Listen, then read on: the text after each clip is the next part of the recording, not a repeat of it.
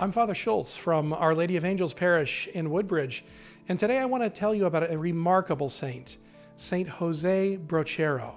Now, he was a priest from Argentina and born in 1840. He was just canonized by Pope Francis last fall, and he had a glorious life in service of the Lord.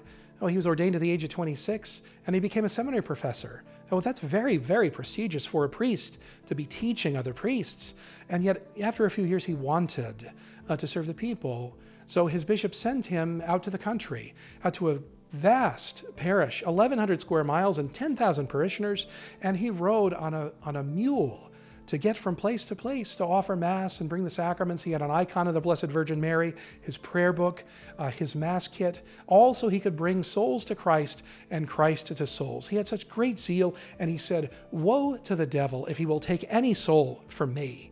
Now, that's trust in the strength of God and in the grace that he gives us to be the salt of the earth, to be his light in the world. Each one of us are made for this. It's not our own strength that we rely on, but the strength and power of God. He gives us that when we give ourselves to him.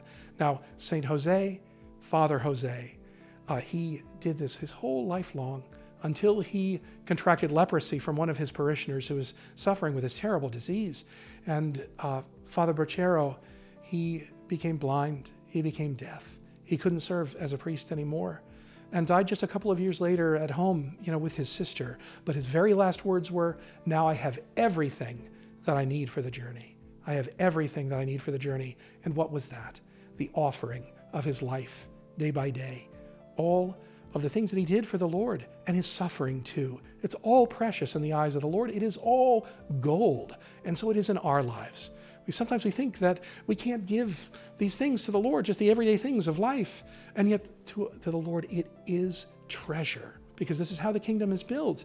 So the challenge then this week, and let's keep it going after this week, is to make a morning offering, to offer each day all the good things, all the bad things, all our joys, all our sufferings, and our prayers, our good deeds. Offer it all to the Lord at the beginning of the day.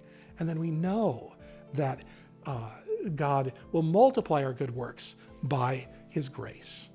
Spring break is coming up, and summer vacation too. Now, we need to go to Mass every Sunday, every holy day. But if you're going to some exotic place, some tropical island or a cruise, and there's no Catholic church around, then the only thing you can do is take me with you and subscribe to 2 Minutes to Virtue.